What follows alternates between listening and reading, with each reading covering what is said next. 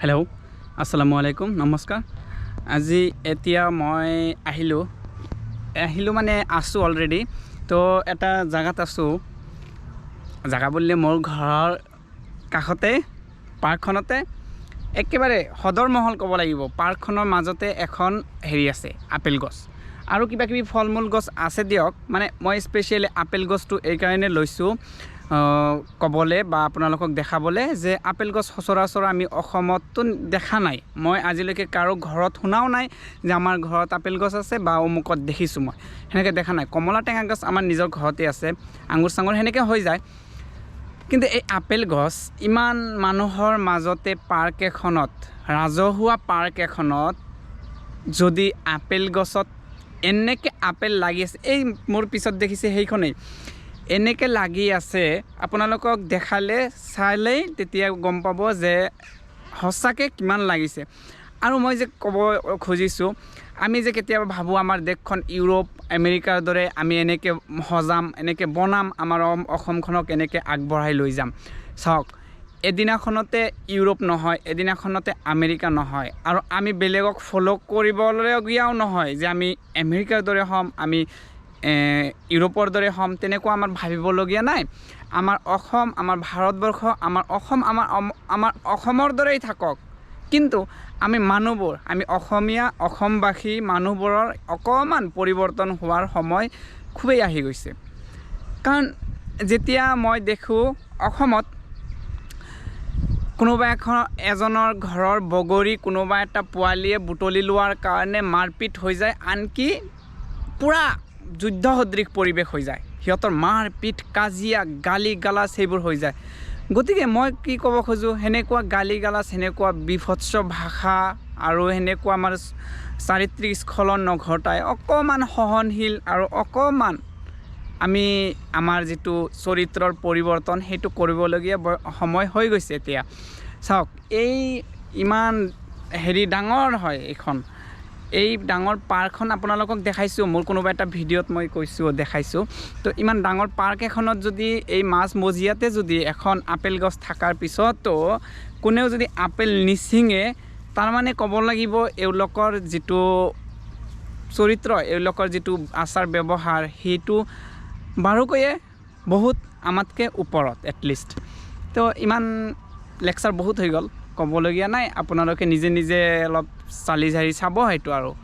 তো চাওক, এই যে দেখিছে, এইটো বাৰু ভাল হোৱা নাই, মানে ভাল নহয় এইটো। তো ইমান তলতে লাগিছে, এই মাটি ইমান পৰি আছে ন, দেখিব। এই মানে আৰু কোনোবা পোৱালীয়ে আজি কৰিছিল চাগে, অলপ পৰিছে বহুত, আৰু ইমান থোপে থোপে লাগিছে ন। এয়া চাওক, এইটো হয়, গ্ৰীণ এপল হয়, গ্ৰীণ এপল গছ হয়। ইমান লাগিছে মানে মই কি ক'ম, সঁচাকৈ বহুত সৰু গছ দিয়ক। মানে এইটো গছত উঠিব পৰা যাব, একেবাৰে সৰু গছ, ইমান থোপে থোপে লাগিছে কি ক'ব নহয়।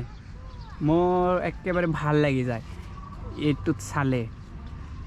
কিন্তু যেতিয়া পুৰঠ হয়, যেতিয়া ভাল হয় আপেলবোৰ, তেতিয়া বাৰু সকলোৱে খায় ছিঙি মেলি, কাৰণ এইটো হয় পাব্লিক প্ৰপাৰ্টি হয়, আৰু ধুনীয়াকৈ তেতিয়াহে মানুহে খায় যেতিয়া পুৰঠ হয়। আৰু কোনো নহয় যে কোনোবা এজনে ছিঙি কেনে এক মোনা ভৰাই কেনে ঘৰত লৈ গ'ল, তেনেকুৱা নহয়।